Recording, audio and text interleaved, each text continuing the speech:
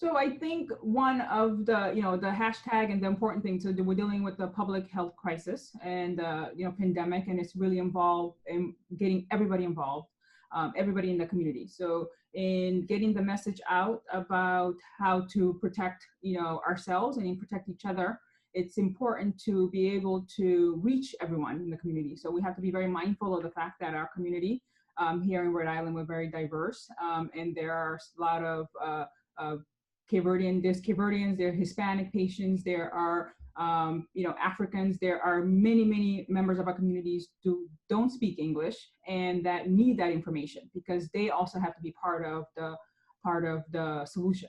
So the hashtag "we are all in this together," that can only be true if we are truly able to reach every member of our community.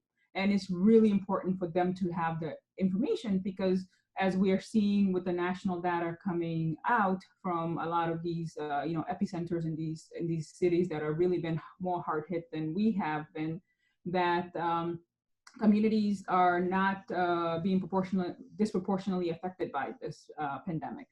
So one of the things that we have seen again, this is preliminary data that's coming out, but I would say that a lot of that data for people who are interested in public health and health disparities, this is not this is not really surprising that a public health crisis, pandemic would disproportionately affect people in communities that have been largely either marginalized or have historically poor access to medical care, or have been affected by really a legacy of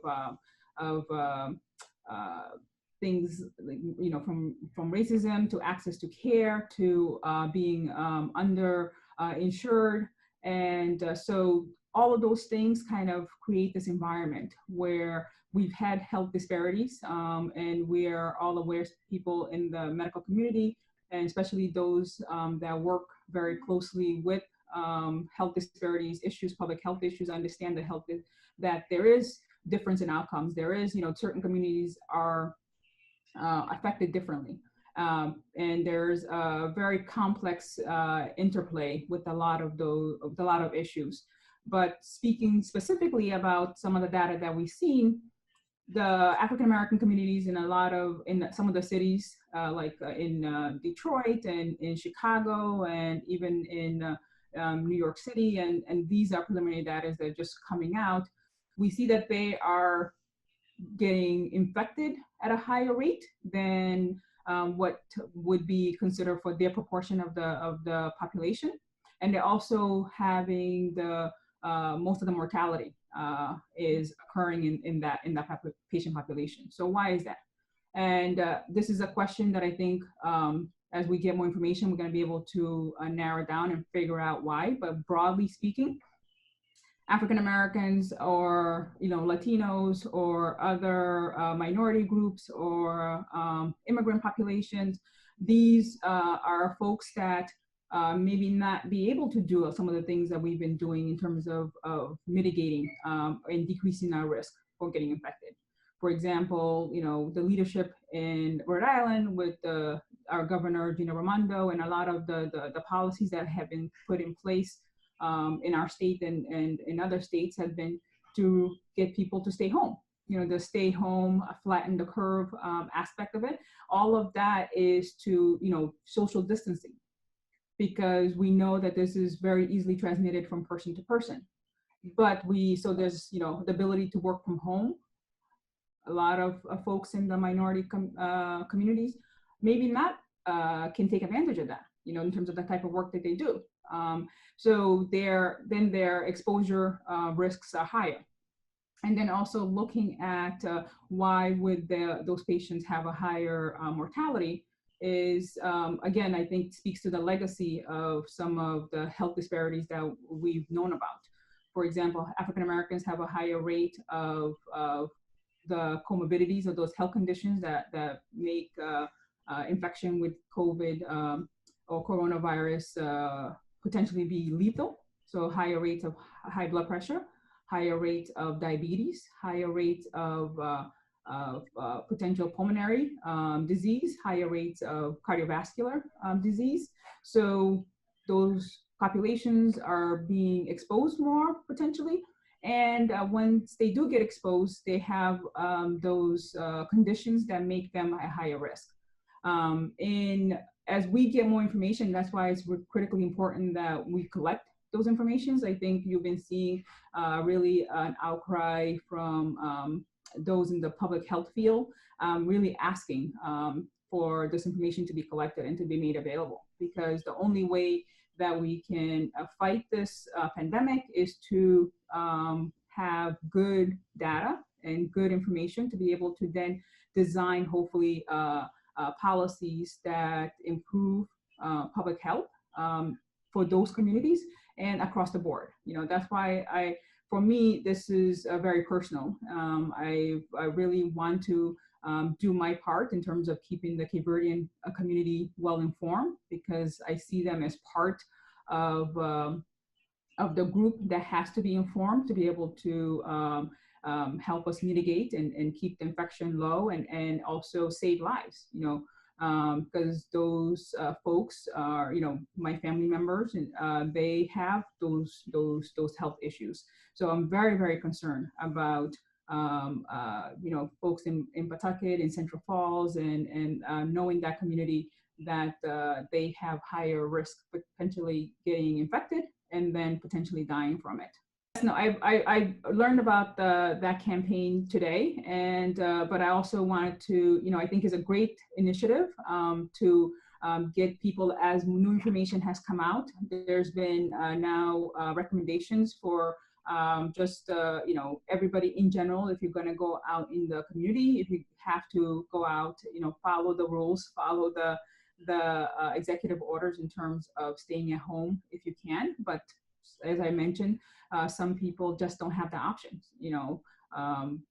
Grocery store workers, pharmacy workers, people, the janitorial staff and the food workers in our hospitals, they are now considered essential personnel, and they can't be at home and they have to go out in public.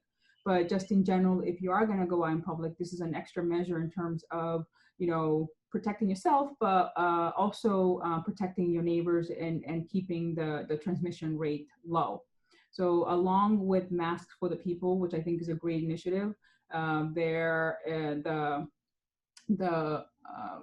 Blackstone Valley Community Health Center has an initiative called 7 Masks, where they're also trying to get, this is geared towards the immigrant community, but also the Latino community in Rhode Island, to get people to start, making these masks and make it available to their neighbors and to people who may not afford them.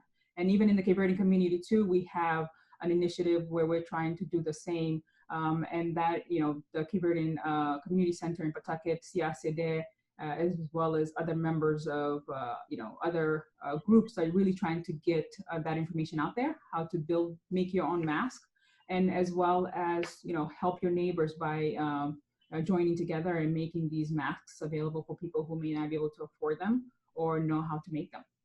And I guess my last question in regards to that, why do you, I guess in your professional opinion, if you can, why do you think that minorities are having a harder time getting access to supplies like masks and hand sanitizer? Is it because they can't afford it, or is it not available in our communities? What is your, I guess, opinion on that?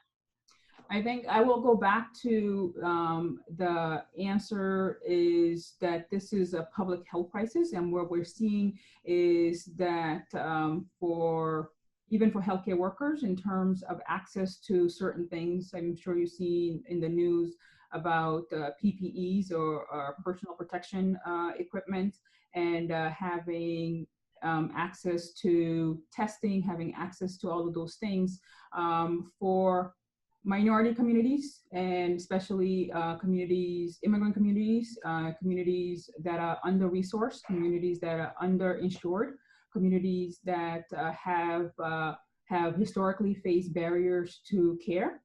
That this pandemic has really been a mirror that really kind of has reflected a lot and really focused and heightened a lot of the the public health issues that we face in this country. So the highlights from, and that's not a great one, highlighting the health disparities in terms of the deaths and the infection rate for African American communities. But I suspect that as we get more information, that we're going to see the communities that historically have been vulnerable in terms of access to the great healthcare system, minority communities, immigrant communities, non-English speaking communities, underinsured communities, homeless population. So those are the marginalized or vulnerable groups in our community that are going to suffer disproportionately from this disease.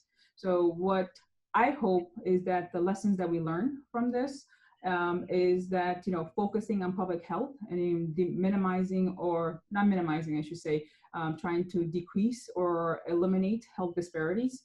In the long run, it improves the health of those that are directly affected, but we see from a pandemic that we are all connected, and that the health of our neighbors can directly affect our own health.